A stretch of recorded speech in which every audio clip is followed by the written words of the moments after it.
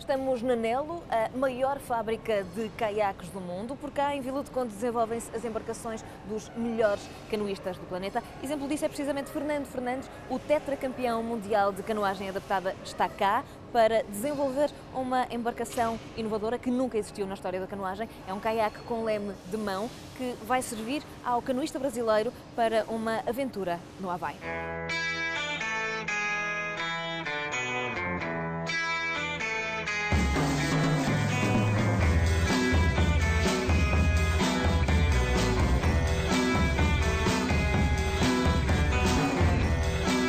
Estou há 4 anos já na canoagem, 4 anos e meio, 4 títulos mundiais de paracanoagem, velocidade 200 metros, mas cada vez eu vejo que a canoagem me abre mais opções. Então assim, já fui surfar na Pororoca Kayak Surf e já tem um tempo que eu estou remando em alto mar.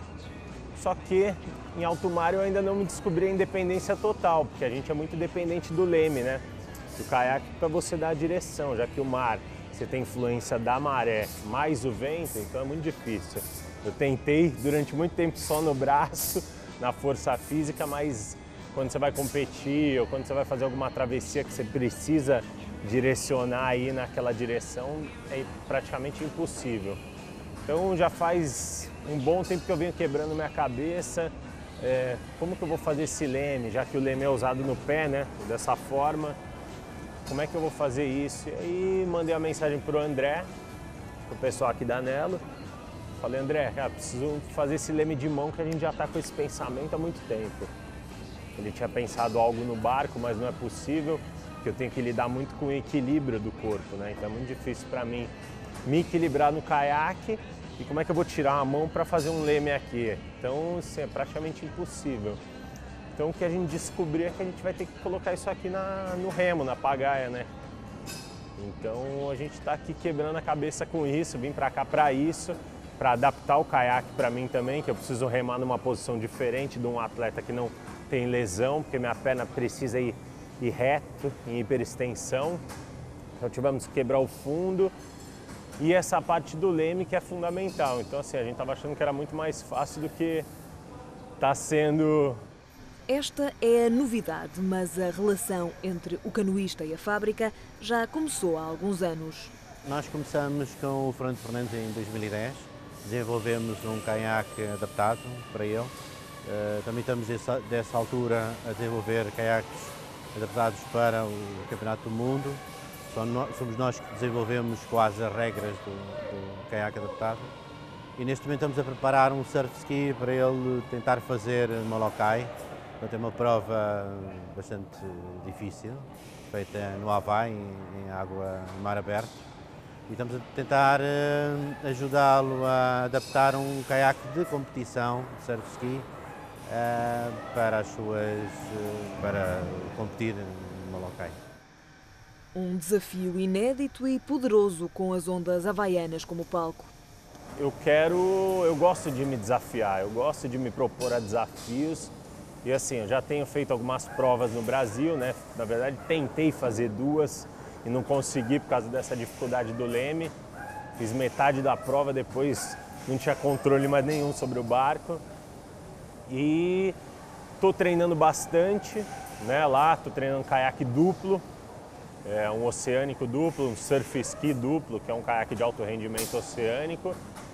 E em maio vou fazer uma travessia monstruosa, que é a travessia de Molokai a Oahu, que são ilhas do Havaí, Quantos quilômetros? São 64 quilômetros, é uma das provas mais difíceis do mundo. Então assim, eu coloquei na cabeça que eu quero fazer isso, eu vou fazer isso.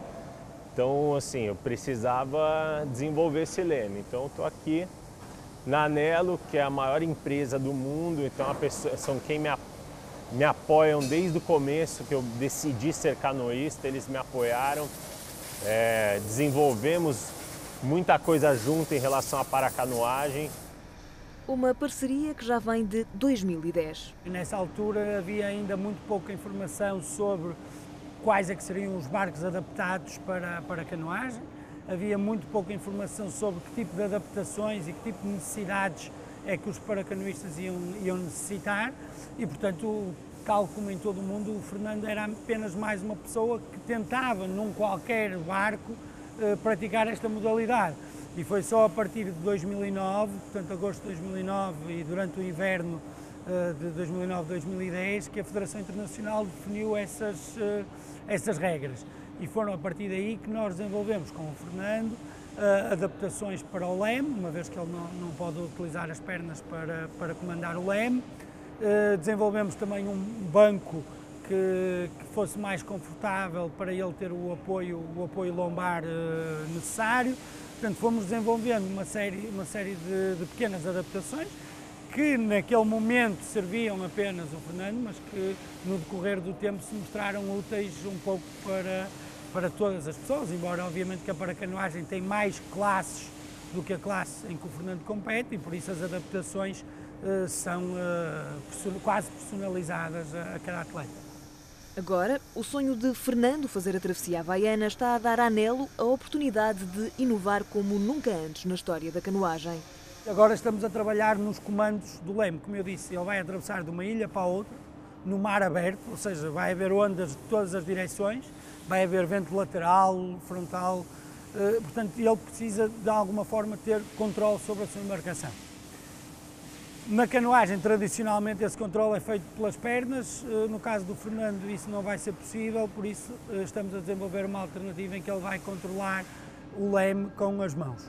Portanto, é uma coisa que nós já tínhamos feito algumas experiências com ele no passado para a embarcação de velocidade, não é, de competição, mas que aí a utilidade é menos crítica para ele, ou seja, ele colocando o leme ao meio, numa prova à direita, ele raramente necessita fazer correções.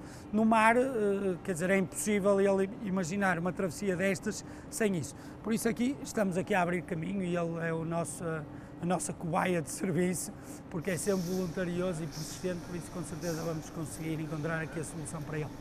E neste inédito leme de mão, a inspiração acaba por vir mesmo das duas rodas. Nós estamos aqui a adaptar alguns equipamentos já existentes, nomeadamente das bicicletas, para tentar dar-lhe o equilíbrio entre alguma sensibilidade, mas também a capacidade de controlar o que normalmente é controlado com a força dos pés, não é?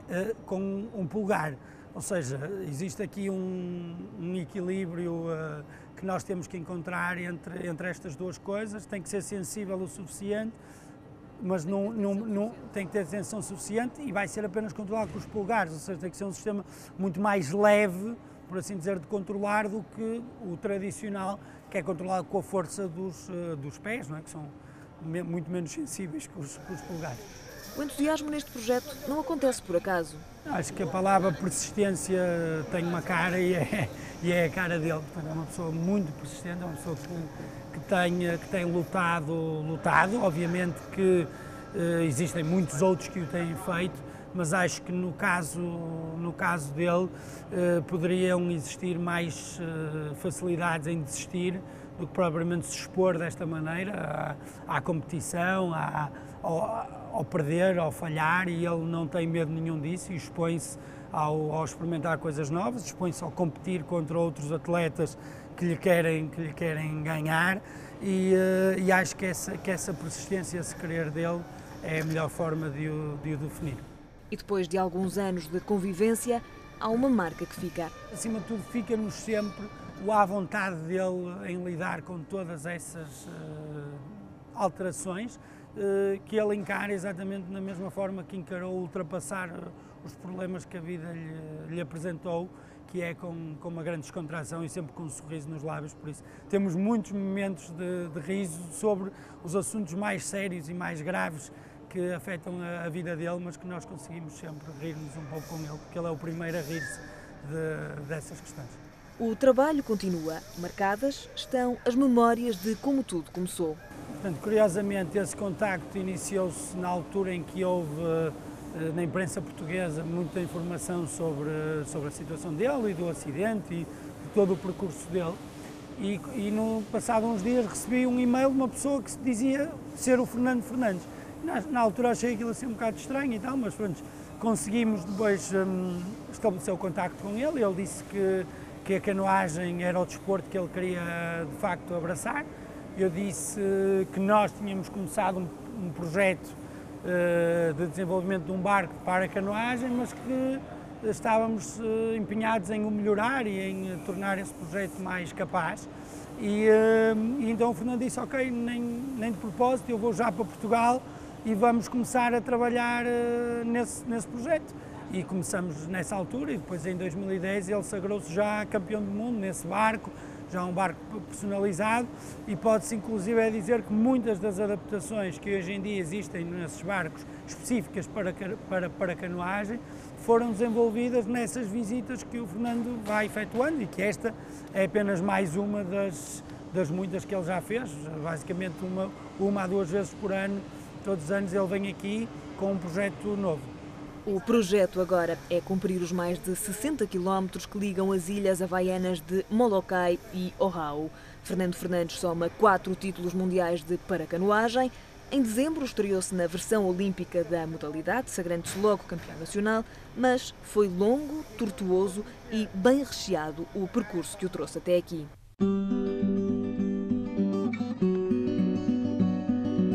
Fernando, começando pelo início, há 33 anos, nascido em São Paulo, quais são as primeiras recordações da infância? Primeiras recordações da infância, eu molequinho novinho, dormindo com a bola debaixo do braço, só queria saber de futebol, futebol. Sonhava em ser jogador de futebol. Meu pai jogou profissional, então sempre tive esse sonho.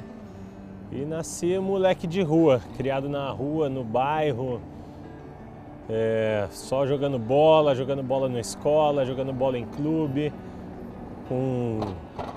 Já novo, com 10 anos, eu já fui começar a jogar em times, né? Aí joguei futebol de salão numa equipe lá do Brasil, depois fui jogar futebol de campo em outro time. E assim, imagem da infância, lembranças da infância era só isso, ou com gesso na perna de ter quebrado alguma coisa, ou com a bola debaixo do braço. E a família, como é que era? Os irmãos, os pais? Tenho minha irmã mais velha, que a gente brigava muito quando era novos, mas também se dava muito bem, mas tinha aquela coisa de irmão, né? Irmão e irmã. Meus pais são separados, então meu pai morava com a minha mãe, minha mãe e minha irmã. A gente foi criado desse jeito, minha mãe trabalhando e a gente indo para a escola de manhã, voltando sozinho da escola, a pé, para casa. Depois eu voltava para o colégio, ia jogar bola. Minha irmã também, na época, gostava de esporte, hoje em dia já não gosta tanto. Então assim, foi a infância mais criado pela mãe, mais fim de semana eu encontrava meu pai. Que aí a gente jogava no mesmo lugar, eu jogava bola, ele também jogava no mesmo clube. Então eu passava o fim de semana na casa do meu pai para jogar futebol, para estar lá no clube com ele. Então assim, foi a infância totalmente ligada a esporte, totalmente com o sonho de ser jogador, no meio da rua, cheio de machucado, pé quebrado, cheio de ponto na cabeça. E eu era bem bagunceiro, bem arteiro, assim. Então era o tempo inteiro a diretora do colégio chamando minha mãe para alguma coisa que eu fiz, que eu aprontei. Então foi assim, foi bem vivido, muito bem vivido. Depois o Fernando foi crescendo, continuou a paixão pelo desporto. Aos 17 anos tornou-se mesmo profissional de futebol. Eu joguei então, aí quando eu cheguei na juventude, fui crescendo, fui alimentando esse sonho, aí cheguei a jogar em categorias de base de times como Corinthians, Palmeiras, aí joguei futebol de salão, então parava com o campo, aí tinha que trocar a escola, então eu estudava de manhã, porque jogava futebol de salão e tinha que treinar à noite, aí depois eu trocava, ia jogar futebol de campo, aí tinha que estudar à noite para treinar de manhã e de tarde, então foi assim, eu estudei em acho que 8 colégios, isso é muita coisa. Eu lembro que no primeiro, segundo, terceiro colegial, cada 6 meses eu estudei em um, por causa de futebol, né? Então, fui com esse sonho e quando estava com 17 anos, eu profissionalizei, mas fui jogar num time da 3ª divisão de São Paulo. Eu fui para lá para me tornar profissional E aí, com 17 anos para 18, chega aquela hora que você acaba a escola, aí vem aquela pressão dos pais, de todo mundo do mundo, né? O que você vai fazer da vida? Você vai ser isso aí mesmo? Vai ser tentar ser atleta? Tá jogando... Quando eu parei para ver onde eu tava, né? Tava com 17 anos, jogando num time da 3ª divisão de São Paulo, já tinha carteira de trabalho assinada, R$ 136 por mês, que não era nada. E por um outro lado, eu já trabalhava como modelo também, então fazia campanhas publicitárias, não era modelo, era mais campanha publicitária.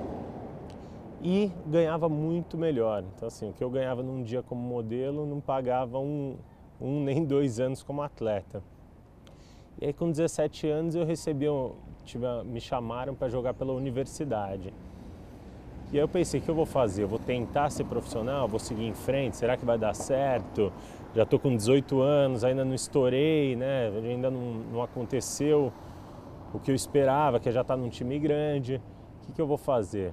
E aí decidi dar ênfase à moda. Mas não houve aí, entretanto, uma convocatória para o Exército? Então, aí, com 17 para 18 anos, 17 anos eu comecei a trabalhar mais como modelo, fazendo mais trabalhos, já não era só campanha publicitária, eram desfiles também. E ali, quando eu estava no Exército, quando eu estava no time, eu tinha me alistado no Exército da cidade porque provavelmente, como eu jogava pela cidade, eu ia ser liberado do Exército para poder jogar. Só que, o que aconteceu? Eu briguei com o pessoal do time, que eu queria ser titular, eu achava que eu tinha que ser titular, eles não me colocavam, e briguei e peguei meu passe, vou embora. Só que eu esqueci que eu tinha me alistado lá. Aí eu lembro quando eu fui me apresentar, depois de 4 meses, fui me apresentar, aí já começaram a medir minha cabeça, ver minha altura, 1,90 m. Aí eu já comecei a ficar em desespero, eu falei, não acredito que eu vou ter que servir. E aí não deu outra, aí tive que servir durante 1 ano, o Exército Brasileiro. No começo era uma experiência difícil, porque eu tinha que ir até a cidade, então demorava 1 hora para eu ir até lá. E eu tinha que acordar às 4 da manhã. E como eu parei de jogar futebol, não estava conseguindo trabalhar como modelo, né, que eu já trabalhava, mas porque estava com cabelo de militar, e não tinha como trabalhar, você tinha que servir o Exército. E aí, sim, foi um ano muito difícil, eu tive que me adaptar com essa mudança, sem trabalho, o Exército não te pagava nada, então assim, eu tive que me virar, literalmente. Assim, no começo foi muito difícil, porque pela condição financeira, mas depois assim, foi uma coisa espetacular, assim, porque me ensinou muito em relação à disciplina, à vontade de saber lidar com dor, né? Porque no Exército a gente trabalha muito essa relação da dor, assim, quando você está fazendo algum exercício, alguma atividade militar, você não tem fim, até você ou você desmaia, ou você morre, ou você faz. Então assim, me ensinou muito a lidar com dor e disciplina, de querer, do que eu quero conquistar, eu tenho que ir atrás, tenho que batalhar. Então, o que começou sendo ruim, no fim foi uma coisa positiva. E depois desse ano e dessa aprendizagem, o que é que seguiu? Então, depois desse 1 ano, eu já desisti do sonho de ser jogador de futebol profissional, porque eu vi que já estava complicado, 18 anos. O que eu vou fazer da vida? Eu preciso trabalhar, né? Eu quero viver do esporte? Quero, mas ainda não sei como. Então, eu fui como modelo e recebi o convite, né, de morar fora. Eu já tinha crescido, já tinha ganhado bem mais corpo. E eu lembro que veio um booker de fora do país, né? Olhou e escolheu 5 brasileiros para levar para Nova York, e entre esses 5 estava eu. Então eu decidi apostar nessa vida como modelo, né? Mas na verdade eu apostei, mas eu nunca entrei de cabeça na moda. Minha vida foi o esporte, foi fazer e viver do esporte. Mas a moda, eu me enquadrava, tentava me enquadrar de alguma forma, que era até difícil, porque na época o padrão da moda não eram caras como hoje em dia, forte, atlético, bronzeado, que era o que eu era, né? Treinava, então tinha corpo de atleta, um pouco mais forte, vivia debaixo do sol. Naquela época não, era o contrário, era o cara mais magro, não podia tomar muito sol, então eu lembro que às vezes eu estava roxo de sol e eles me davam um bronco, pelo amor de Deus, você não pode fazer isso. E assim, eu ficava indignado, porque eu queria, né, ser um pouco mais forte, passei minha infância inteira sendo magrinho e aí comecei a treinar, então eu queria estar um pouco mais forte. Mas aí dediquei, né, minha vida como modelo, fui morar fora, recebi esse convite para morar em Nova York. Fui morar em Nova York, cheguei lá para morar em agosto de 2001. Aí quando eu estava lá, já estava uns 15 dias lá em Nova York. Falei, cara, agora é o sonho da minha vida. Os caras pagaram minha passagem para eu vir para cá, apostaram em mim. Vou ficar aqui que eu vou ter que trabalhar, assim. Eu fui para Nova York com a cara e com a coragem, não tinha nada, assim. Meu trabalho, meu booker eram 4 fotos. Só que aí o booker gostou de mim e falou, não, vamos para lá, a gente vai arriscar. E no começo eu me apresentava nos testes, apresentava meu book, cara, olhava 1, 2, 3, 4 fotos, nada. Nada. Primeira semana, nada. Segunda semana, nada. Terceira semana, um dia eu estava dormindo, aí o telefone tocou. Minha mãe falou, Nando, acorda, pelo amor de Deus, tá tendo guerra. Falei, guerra, mãe? Falei, tá tendo guerra, acorda aí, pelo amor de Deus. Falei, que guerra, mãe? Pelo amor de Deus, tô dormindo. Pá! Aí deu 10 segundos, ela ligou de novo. Acorda, pelo amor de Deus, tá tendo guerra aí. Liga a TV. Aí eu lembro que eu liguei a TV. Para que eu liguei a TV, estava acontecendo o primeiro avião tinha batido na torre. Isso eu morando em Nova York, morando em Manhattan. Bateu o primeiro avião, acordei todo mundo da casa, falei, cara, tá tendo guerra. Falei, acorda, acordei todo mundo. Aí a gente subiu no telhado do prédio, olhou, eram eu e mais 3 modelos. A hora que a gente olhou, porque qualquer lugar de Manhattan ali você consegue ver a torre, né? Conseguia ver o World Trade Center. Aí a gente olhando pro prédio, aí veio outro avião e pum, no meio. Pum! Nossa, olhou um pro outro, falou, e agora? O que é que passa pela cabeça de alguém que vê isso num país diferente e uma imagem dessas? Nem sei te falar o que passava na cabeça, porque eu não tinha noção da grandiosidade, da loucura que era. Ficou um olhando para a cara do outro, até que um deles, né, um dos nossos modelos lá, amigo, falou assim, cara, relaxa porque a gente está no Harlem. A gente morava no Harlem, no bairro negro. Então é como se fosse um lugar simples, uma favela, um lugar bem humilde. Então aqui ninguém vai jogar bomba. Vai jogar bomba lá embaixo, aqui eu falei, aqui tá tranquilo. Mas aí a gente ficou em 3 dias em pânico, assim, sem saber o que fazer. Não saía de casa, não podia tomar banho, porque falavam que tinha antrax na água. Não podia, né, tinha que ir lá nas lojas, poucas estavam abertas, assim, ou abriam só para vender alguma coisa. A gente comprava água para tomar banho de água mineral. Então assim, foram 3, 4 dias sem saber o que fazer. Aí deu 5 dias, 6, a vida foi voltando. A gente pegando o metrô, ia todo mundo já começando, né? Depois de uns 10 dias começou a ir para os testes de novo, devagar e tal.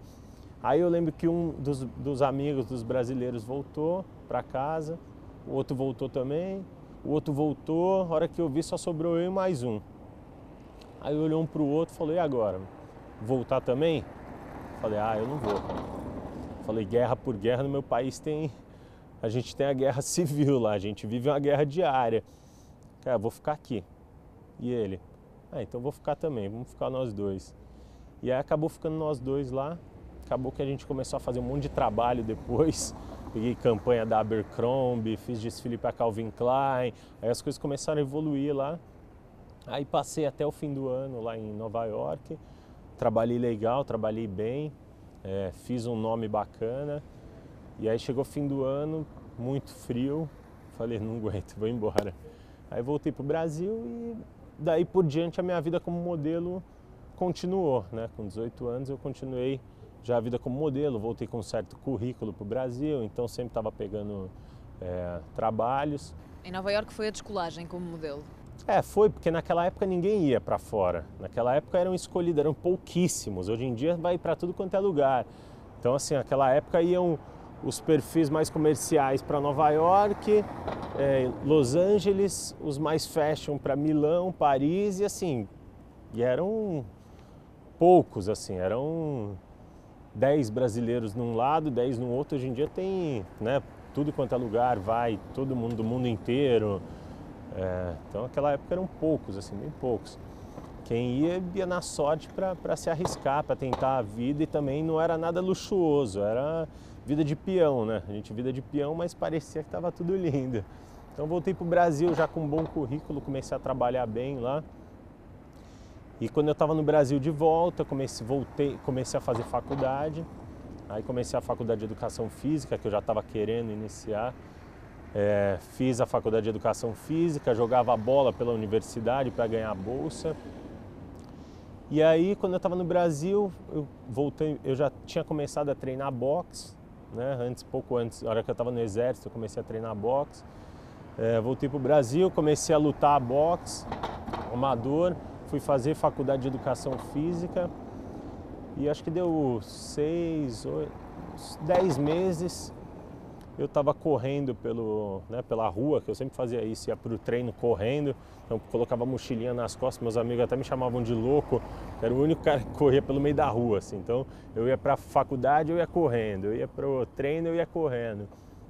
Sempre tive essa mania de, né, tudo era treino, então em vez de andar eu corria para treinar, jogar a bola eu jogava a sério, não conseguia jogar brincando. Então eu estava correndo, depois de uns 10 meses, aí o cara me parou na rua, me olhou, falou, bem, daqui a pouco eu queria conversar com você. Achei meio estranho, né? Achei que tava me paquerando, sei lá. Aí eu falei, o que foi? Ele falou, pô, eu sou olheiro, trabalho para Rede Globo, a gente queria te convidar para o reality show, tal. Eu falei, tá, como é que é isso aí? Ele falou, isso, 11 pessoas para ganhar 1 milhão, não sei o quê. Vai. Eu falei, deixa eu ver lá na agência. Aí, fui lá na agência, conversei com o pessoal, vai. Uma brincadeira nova aí, um programa que tá rolando. Aí participei desse reality show lá no Brasil, fiquei 1 mês só dentro da casa. Que idade é que o Fernando tinha nessa altura? Eu tava com 21, bem novo. 21. 2000. Isso aí, 21 anos. Aí participei desse reality show, acabou assim que o negócio foi uma coisa monstruosa, então todo mundo no Brasil passou a me conhecer. Saí do programa, não tinha ideia da proporção, da grandiosidade que era o programa. Então assim, trabalhei, viajei o Brasil inteiro, voltei a fazer continuei fazendo minha faculdade de Educação Física, mas não acabei até hoje. Comecei em 99, 2000 não acabei até hoje. E fui levando minha vida como modelo, trabalhei muito tempo como modelo, lutava boxe amador, fazia faculdade de Educação Física, mas não fazia o que eu amava, para falar a verdade. Então assim, trabalhava como modelo, eu me sentia meio um peixe fora d'água, assim, sabe? Porque eu ia para os testes de bicicleta. Então eu chegava não se lá sentia todo realizado? Não se sentia realizado? Eu não sentia prazer no que eu fazia. Então assim, eu fazia pelo dinheiro, né? Aquele retorno financeiro. Mas, na verdade eu queria viver do esporte. Falei, pô, vou lutar boxe olímpico? Tá, comecei a lutar, fiz 5 lutas, só que aí não dava. Eu tinha que treinar, por exemplo, tinha uma luta e aí eu tinha um trabalho em 3 dias. Como é que eu ia fazer? Não podia treinar sparring, porque chegava com o olho roxo, sem um dente, todo quebrado. E lá no boxe a gente também não podia aliviar, né? Porque a hora que você entra lá onde eu treinava era um lugar bem competição, bem simples.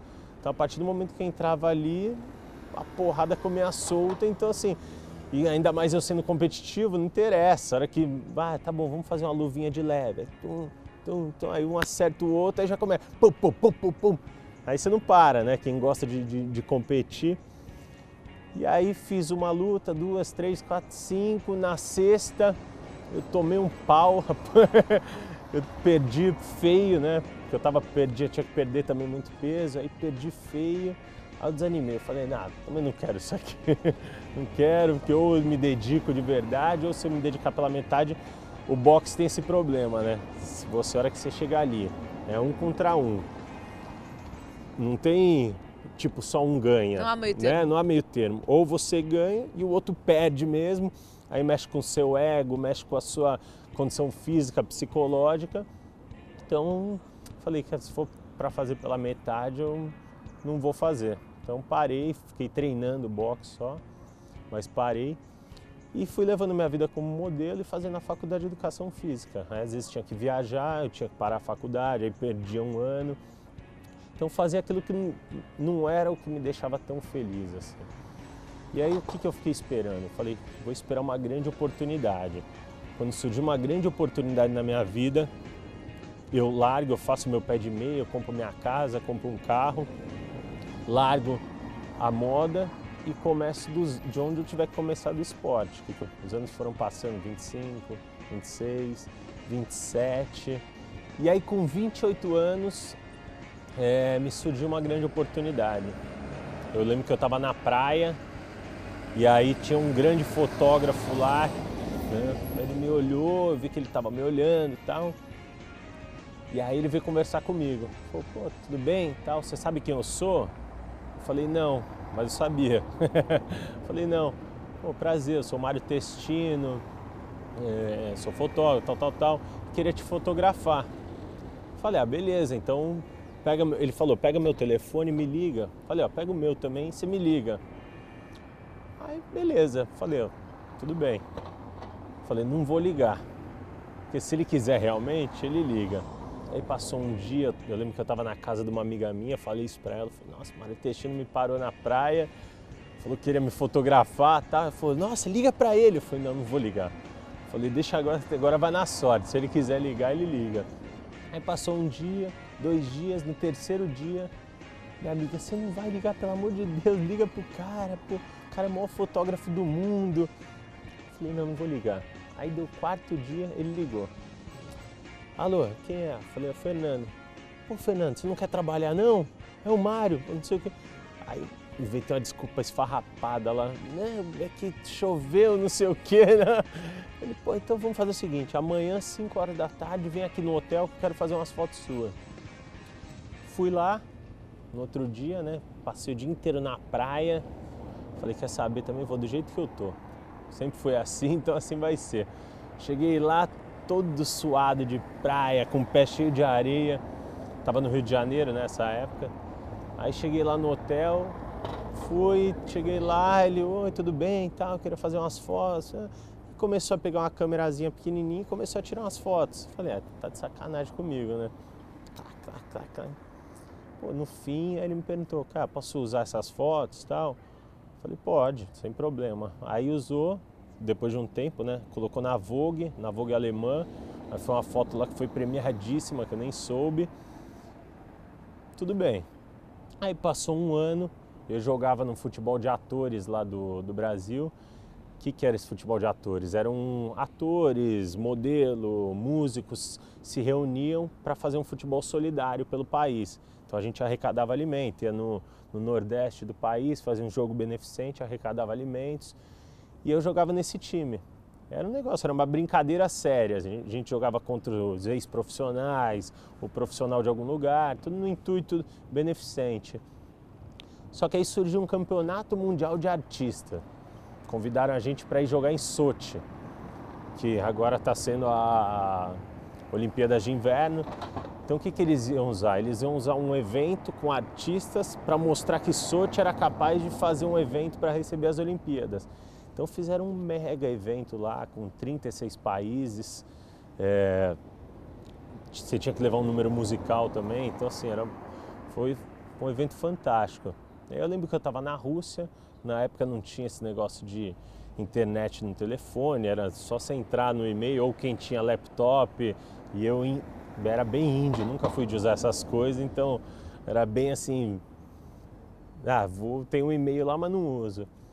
E aí eu lembro que estava já no fim lá da Rússia do evento, eu decidi entrar no computador, no e-mail. Aí entrei no e-mail, abri 15 mensagens, Mário Testino, Aí foi abrindo, a primeira, Fernando, preciso conversar com você, um trabalho. Aí segunda, Fernando, estou tentando falar com você. Terceira, e foi assim. Aí na 15ª, Fernando, se você não me ligar amanhã, você está fora do trabalho. E aí eu desesperado, eu comecei a dar um jeito de ligar e mandei uma mensagem, falei, ó, tô na Rússia e tal. E aí ele mandou, ele falou, ó, seguinte, vou te colocar na campanha da Dolce & Gabbana. Eu falei, nossa, eu não acredito. Eu falei, campanha Dolce & Gabbana e tal. Mas sem noção da proporção, achando que eu ia ser figurante lá. Pô, quem tá na campanha? Naomi Campbell, Ever Zigova e a Cláudia Schiffer. Pô, beleza, se eu for lá fazer figuração, tá lindo. Ainda mais quanto vai pagar, eu falei, pô, maravilha. Aí voltei pro Brasil, liguei na agência, falei, pô, trabalho, Dolce & Gabbana, e ninguém botou fé também. Falou, pô, tá bom, não é possível, ninguém vai escolher alguém pra campanha assim. Vi uma vez na vida. E aí, mandei a mensagem de volta e tal. Uma semana que eu voltei pro Brasil, já era pra embarcar. Embarquei para Paris, a campanha foi feita lá. Chegando lá, eu crente que ia ser figurante, não sei o que, a hora que eu chego, campanha mundial do perfume, né? Da Dolce & Gabbana, uma coleção nova que teve. Aí o meu era um dos perfumes, junto com a Ever Zigova. E o camarim, roupão com meu nome, não sei o que, e eu nem entendendo nada, né? Falei, pô, como é que eu tô aqui, o que eu tô fazendo aqui, assim? Sempre peguei alguns trabalhos e tal, mas nunca algo tão luxuoso, tão grandioso. E aí era campanha mundial, campanha grandiosa. Eles iam buscar a gente no hotel de limousine. E eu quase indo de chinelo pro trabalho. Aí chegou lá, ele veio falar comigo e falou, cara, fiz aquelas fotos com você na praia, achei você tranquilo, um cara descolado, relaxado, acho que você segura as pontas aqui. Que era junto, o meu perfume era junto com a Ever Zigova, era unissex. E, pô, seminula, pelado, com a Ever Zigova, se fosse qualquer outro modelo ia travar. Ele falou, só que você eu vi que você se garante, não tem problema. Beleza. Fomos lá, fizemos a foto, assim, a foto foi sensacional, o trabalho foi sensacional. E eu crente que já ia ser lançado, só que esse trabalho seria lançado depois de 1 ano. Então você faz toda a campanha, aí você cria estratégia de marketing, onde vai ser lançado e tal. E aí no contrato falou, ó, durante esse 1 ano você não pode fazer nada. Falei, cara, não tô com tanto dinheiro assim para não fazer nada em 1 ano, e agora? Beleza, fiquei nesse 1 ano me preparando para esse grande trabalho, a grande oportunidade da minha vida. Tudo que eu tinha pensado lá atrás, me falar assim, cara, o que eu queria, o que eu sempre quis na minha vida? Viver do esporte, ser atleta, ou já não sendo atleta, viver do esporte. Tentei ser jogador de futebol profissional, não consegui. Fui lutar boxe, lutei boxe amador, parei. Faculdade de Educação Física, o que eu vou fazer? Então agora é a grande oportunidade da minha vida.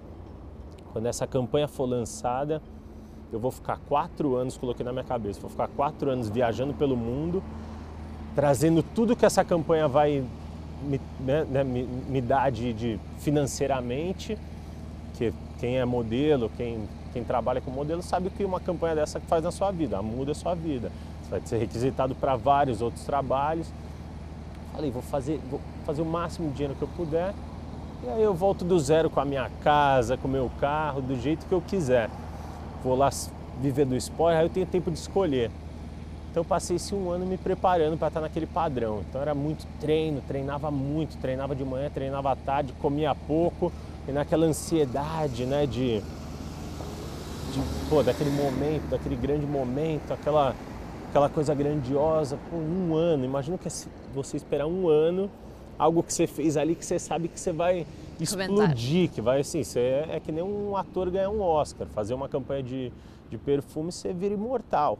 Então você é aquele perfume pro resto da vida. E aí a grande oportunidade ali, eu esperando 1 ano, minha cabeça fritava durante esse 1 ano. Fritava, eu sempre me preparando para aquele grande momento.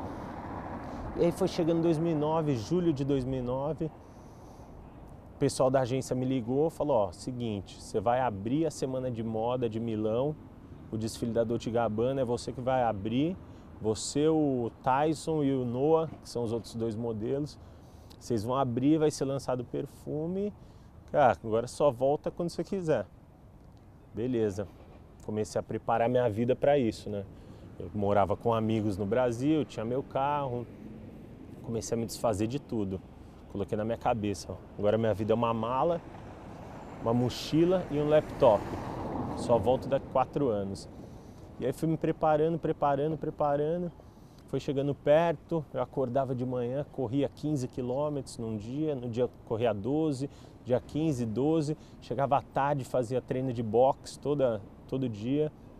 E aí eu lembro que numa sexta-feira eu fiz isso, corri de manhã 15 quilômetros, chegou, comi um pouquinho, frango, salada. Chegou à tarde, fiz um treino de 1h30 de boxe. Lembro até do dia, assim, exatamente, eu treinando forte, assim. Sempre fui muito psíquico com esses negócios de treino, assim. Por mais que eu não estivesse competindo, sempre fui muito... Gostava de treinar pesado. E aí, fim do treino, meu pai me ligou. Tinha umas chamadas, aí liguei. Fala, pai. Falei, Nando, seguinte, pô, tem um jogo de futebol aqui, vem jogar. Preciso de você. Falei, não estava tão na pilha de jogar futebol, mas vamos lá. Isso era julho de 2009? Isso era julho de 2009, no dia 4 de julho de 2009. E aí, eu lembro que eu liguei, aí meu pai falou, vem jogar. Fui pro jogo, joguei um tempo, começou a me dar cãibra na perna, pedi pra saí, fiquei com o pessoal lá no clube, já estava quebrado, morto, cansado, comendo pouco. Fiquei com o pessoal no clube, aí deu certa hora, peguei meu carro, despedi de todo mundo, fui embora, tava um calorzão. E aí, vidro aberto, indo pra casa. E aí eu lembro que no caminho de casa, pum, desligou. Não sei o que aconteceu, não sei como, não sei que jeito. Eu sei que eu acordei, eu tava num lugar todo branco assim, deitado numa maca, mas meio sem entender o que era, que tinha acontecido, né? Tava vendo todo mundo de branco em volta de mim, gente passando pra lá, pra cá, né? Só via as cabecinhas, olhando pro teto, muita luz. E aí eu olhei e falei, cara, o que é isso aqui? Onde eu tô? Né? Aí começou a vir minha família, um amigo, um monte de gente olhando, chorando, me olhando, chorando. Eu não estava entendendo nada, assim, porque eu comecei a olhar e falei, pô, tá todo mundo chorando. Olhei pro meu corpo, não tinha nada, olhei pro meu braço, não tenho nada, passei a mão no meu corpo, não tenho nada, no rosto, não tenho nada. Aí fui olhar minha perna, dei o comando para a perna subir, a perna não subia. Aí dei comando para a perna subir, a perna não subia. Aí de novo, não subia. Aí eu falei, ferrou, alguma coisa grave. Tô no hospital, um monte de gente em volta de mim, familiar, amigo, todo mundo chorando. E minha perna não tá funcionando. O que tá acontecendo? E sem memória nenhuma do que aconteceu? Sem saber o que aconteceu. Aí veio meu tio, que é médico, veio calmamente. Sempre foi muito calmo, sereno ele. Falou, Nando, é o seguinte, você bateu o carro, você estava sem cinto, você quebrou sua coluna no meio, você girou o tronco, quebrou, e você vai entrar numa cirurgia para reconstruir sua coluna. Falei, beleza, tio, então vamos logo aí que daqui 10 dias tem um desfile aí. Falei, essa perna, por que não funciona? Porque você lesionou a medula e você perdeu, deve ter machucado alguma coisa lá. Falei, beleza, então vai, vamos fazer essa cirurgia logo que eu preciso voltar, essa perna precisa funcionar em 12 dias. Eu pensando comigo. E aí fui, fiz a cirurgia, fiquei 2 dias ali dentro, né, naquele processo de pós-cirúrgico. Aí passou aqueles 2 dias, já fui pro quarto, chegou no quarto do hotel, comecei a fisioterapeuta já veio, falou, ó, pronto, já fez a cirurgia, foram colocados 12 pinos aí na sua coluna e tal. Falei, beleza, então vamos embora aí, o que a gente vai fazer? Falou, ó, vamos fazer exercício pro seu braço. E ela pensando em fazer exercíciozinho aqui, né? Vamos fazer fisioterapia e tal. Falei, minha filha, dá logo isso aí, põe em repetição aí que eu preciso fazer exercício logo. Daqui 10 dias eu tenho que estar com abdômen, né? Padrão de modelo ali, pensando se tem que estar sequinho, se tem que estar bem. Eu falei, daqui 10 dias eu tenho que já estar andando, essa perna tem que funcionar. E ela falava, faz 10 com a borrachinha, né? Com o TheraBand. Eu ia lá fazer a 20, aí no outro dia faz 20, ela fazia 30, faz 30, eu fazia 60. Até que no terceiro dia, eu fazendo, aí começou a me dar uma dor de cabeça muito forte. Comecei a sentir uma dor de cabeça muito forte, muito. Aí eu não conseguia, parei de fazer exercício. Aí ela, vamos. E ela começou a meio que se provocar, né? Vamos, vai doer mesmo. Mas assim, era uma dor insuportável, não era uma dor suportável. E ela falava, eu falei, quer saber? Vai, vamos embora. O que aconteceu? Eu forcei demais e aí não estava cicatrizado ainda. Então o fragmento soltou e começou a vazar o líquor, né? O líquido sinovial, que ele fica em volta da medula. E aquilo gerava uma dor de cabeça muito grande. E aí começou a subir uma bola nas minhas costas desse líquido. Começou a vazar. E aí reuni o médico, fisioterapeuta, todo mundo, o que a gente vai fazer? Aí foram lá, decidiram, vamos abrir de novo?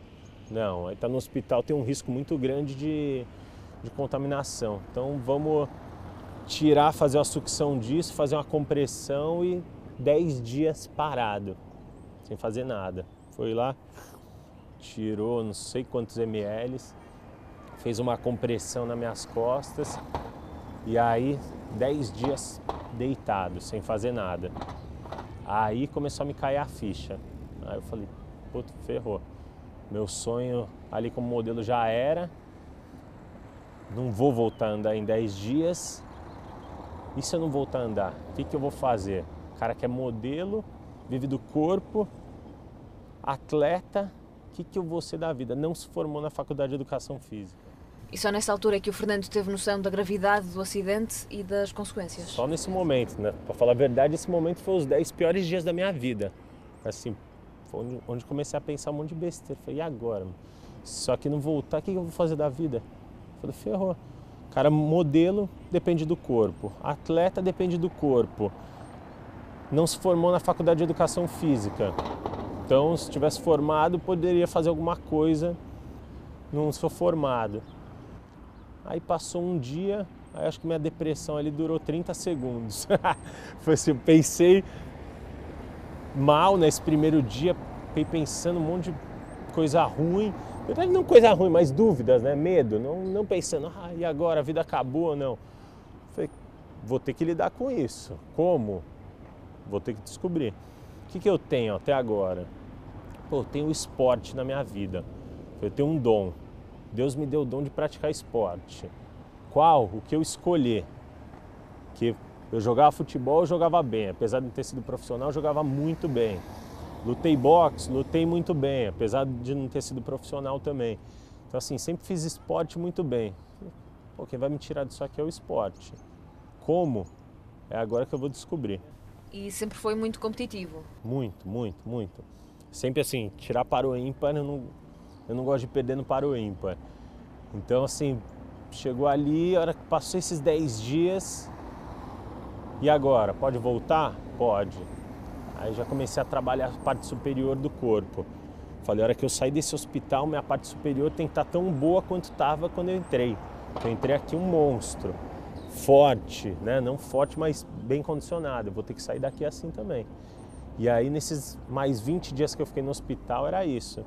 Então era no meio da noite, às vezes acordava, fazia, né, TheraBand, que é o que eu podia, deixava um pezinho ali, uma munhequeira ali para fazer pro punho. Eu passei esse um mês no hospital, depois pude ir para casa, né? Fiquei um mês dentro de casa, então fiquei na casa da minha mãe. Ela morava num triplex, apertadinho, pequeno assim. Tive que ficar só na sala ali, tomando banho de paninho um mês. E aí eu consegui internação num centro de reabilitação que chama Sara, lá do Brasil, que é em Brasília, que é em outra cidade. E eu sabia que eu precisava disso. Por quê? Porque eu não morava mais com a minha mãe, então eu estava entrando na vida dela e do meu padrasto. Então assim, eu não estava me sentindo à vontade, sabe, de estar influenciando negativamente ali na vida deles. E de outra coisa, eu moro em São Paulo, uma cidade com muito trânsito. Eu ia depender de alguém para me levar para reabilitação. Nunca gostei também de depender de alguém para alguma coisa. Então, Falei, pô, preciso ir para esse hospital. Lá eu vou ficar 24 horas focado nisso. Eu vou acordar e vou dormir para me reabilitar. E aí consegui essa internação. No 3º mês eu fui para Brasília. Aí cheguei em Brasília, no centro, tem o centro médico e o centro de reabilitação. Então o centro médico, todo mundo passa por aqui primeiro e alguns vão para lá, outros não. E aí cheguei no centro médico, achando que eu tinha um grande problema, né? Minha perna não funciona. Tô numa cadeira de rodas, sem mexer as pernas. Pô, tô com um braço, com 1 mês, 2 meses de lesão, já tava com o braço forte de novo, assim, porque eu tava trabalhando. Eu lembro que esse 1 mês em casa eu ficava com a bolinha de handball jogando na parede, para ganhar equilíbrio, porque eu vi que eu tinha perdido equilíbrio por não ter o movimento das pernas, por não sentir a perna, eu não estava conseguindo sentar. Falei, cara, eu preciso ganhar força aqui no abdômen, então eu ficava jogando bolinha. E aí cheguei lá no centro de reabilitação, no hospital, né, achando que eu tinha um grande problema. Na hora que eu chego lá, vejo aquele mundo de gente com problemas muito piores que o meu. Muito piores não, problemas diferentes, né? Pior quem tá, o problema meio da cabeça. Então, tinha gente ali que só estava lutando por esse movimento. E aí eu parei, olhei, né? Olhei todo mundo assim, olhei pra mim, falei, cara, forte, tô bem, tô sentado só, tenho uma família, tenho uma condição financeira que eu não sou rico, mas também não sou pobre. Consigo estar aqui, consigo pagar minha passagem de avião para vir até aqui. Aí ali eu falei, puta, eu vou ter que ser o exemplo para essas pessoas. Sou eu que vou ditar o ritmo aqui. Eu que vou quebrar toda a barreira que tiver que quebrar, eu que vou bater de frente aqui com o problema e eu vou ser o primeiro a acordar, o último a dormir. E ali naquele momento eu decidi isso. Falei assim, eu vou usar o que eu tenho, o dom que Deus me deu. É o esporte. Então, através dele, eu vou me comunicar com o mundo.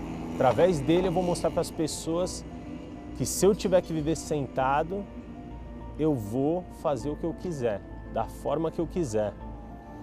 E aí, lá no centro de reabilitação, ficava ali, né, era um lugar que eram 12 camas, uma do lado da outra.